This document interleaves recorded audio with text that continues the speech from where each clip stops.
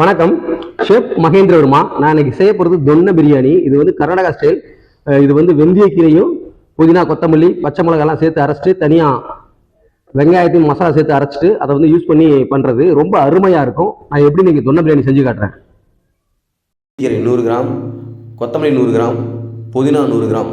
இப்போ வந்து இதெல்லாம் என்ன பண்ணால் மூணையும் ஒன்றா சேர்த்து நல்லா கழுவி நல்லா எடுத்து வச்சுக்கணும். இப்போ வந்து கடாயில் 20 ml எண்ணெய், நல்லெண்ணெய் சத்தா நல்லா இருக்கும், கடலெண்ணெய் சத்தா ரொம்ப அருமையாக இருக்கும்.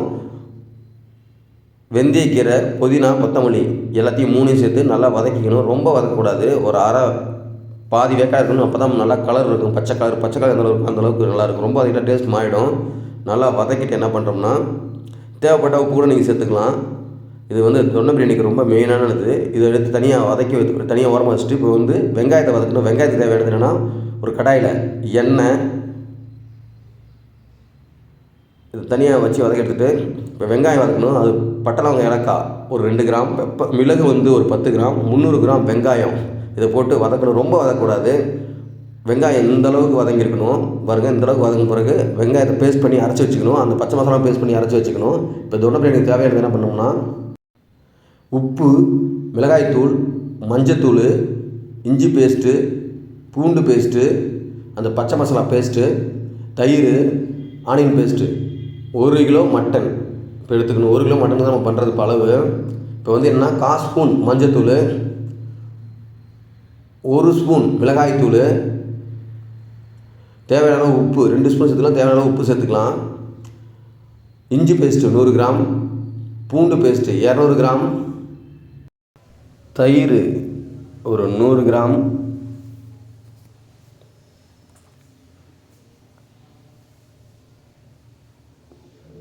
இப்போ வந்து நம்ம என்னென்னா அந்த வெங்காய பேஸ்ட்டு அரைச்சதை அது வந்து ஒரு 5 ஸ்பூன் சேர்த்துக்கணும். வெங்காயம், மிளகு, பட்டை லவங்கம் சத்தமில்ல, அது 5 ஸ்பூனு கரெக்டாக 5 ஸ்பூன் அளவு எடுத்து கரெக்டாக சேர்த்து எடுத்துக்கணும். அவ்வளோதான், 5 ஸ்பூன் போட்டாச்சு. இப்போ வந்து என்னென்னா நம்ம வெந்தயக்கீரை, கொத்தமல்லி, புதினா சேர்த்து அரைச்சோம்ல அந்த பேஸ்ட்டு வந்து 10 ஸ்பூன் சேர்த்துக்கணும். கரெக்டாக எண்ணி போடணும். 10 ஸ்பூனு, ரொம்ப அதிகமாக சேர்க்கக்கூடாது. நீங்கள் எண்ணி பார்த்தீங்கன்னா கரெக்டாக 10 ஸ்பூன் வரும். 10 ஸ்பூனை சேர்த்துட்டு நல்லா போட்டு மிக்ஸ் பண்ணணும். நல்லா உங்களுக்கு பச்சை கலர் மாரி வரும்.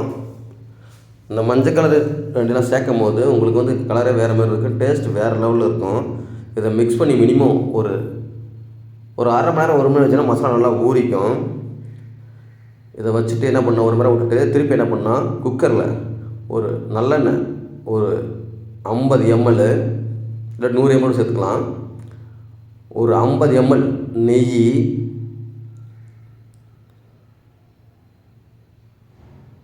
100 கிராம்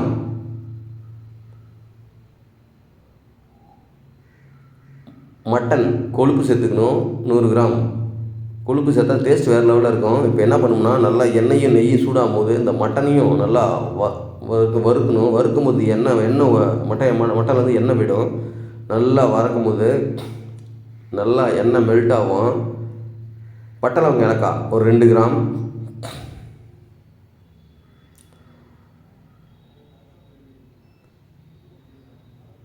நல்லா வதக்கிக்கணும். நல்லா வாசனையாக இருக்கும். நெய்யும் இருக்கும், மட்டன் கொழுப்பு எல்லாம் சேரும்போது ரொம்ப அருமையாக இருக்கும். 100 கிராம் வெங்காயம் சேர்த்துக்கணும். ரொம்ப அதிகமாக சேர்க்கக்கூடாது.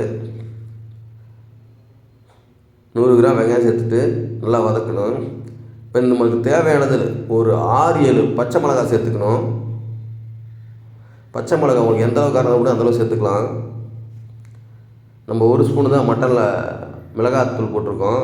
ரொம்ப உங்களுக்கு எந்த அளவுக்கு காரணம் கூடுதோ அதை பச்சை மிளகாய் சேர்த்துக்கணும். நல்லா வதக்கின பிறகு 100 கிராம் தக்காளி சேர்த்துக்கணும். 100 கிராம் வெங்காயம், 100 கிராம் தக்காளி சேர்த்துக்கணும். நல்லா வதக்கிட்டு நம்ம மட்டனோட மிக்ஸ் பண்ணி வச்சுனோம்ல தயிர், மசாலா, அந்த பச்சை மசாலா பேஸ்ட்டு, வெங்காய பேஸ்ட்டு எல்லாத்தையும் ஒன்றா சேர்க்கணும். இது மினிமம் ஒரு 5 to 10 நிமிஷம் நல்லா வதக்கணும்.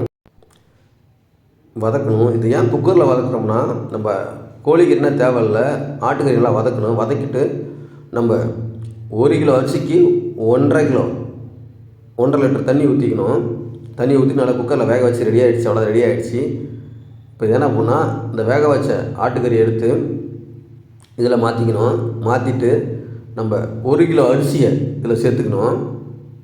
சேர்த்துட்டு திருப்பி வந்து பேஸ்ட்டு 1 2 3 ஸ்பூன் பேஸ்ட்டு பச்சை மசாலா பேஸ்ட்டு சேர்த்துக்கணும். ஏன் சேர்க்குறோன்னா அந்த டேஸ்ட்டும் அப்படியே இருக்கும், அந்த கலர் வேறு லெவலில் இருக்கும், அந்த பச்சை கலர் நல்லா வரும், பார்க்குறதுக்கு ரொம்ப சுவையாக இருக்கும், ரொம்ப அழகாகவும் இருக்கும் பார்க்குறதுக்கு.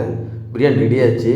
இது என்ன பண்ணுறோன்னா ஜீரக சம்பா அரிசி போட்டிருக்கேன், நீங்கள் பாஸ்மதி ரைஸ் போட்டுக்கலாம். போட்டு வாழை இலையை போட்டு நல்லா மேலே ரைஸ் மேலே போட்டு மூடிட்டு அடுப்பு கறி நாங்கள் வந்து நாங்கள் வந்து சார்கோல் தந்தூரி சார்கோல் யூஸ் பண்ணிருக்கோம். அடுப்பு கறி எடுத்து போட்டு நல்லா ஒரு 30 நிமிஷம் ஆயிடுச்சு. பிரியாணி ரெடி ஆகிடுச்சு. இப்போ வந்து வாழையில் பாருங்கள், பிரியாணி பாருங்கள் எவ்வளோ சூப்பராக ரெடியாக இருக்குது. எடுத்துகிட்டு மலைச்சரல் மாரி நெய்யை விட்டுட்டு அவ்வளோதான், தொன்னை மட்டன் பிரியாணி ரெடி. இது வந்து சாப்பிட்றதுக்கு ரொம்ப அருமையாக இருக்கும். உங்களுக்கு பிடிச்சிருந்தால் லைக் பண்ணுங்கள், ஷேர் பண்ணுங்கள், சப்ஸ்கிரைப் பண்ணுங்கள். Thank you very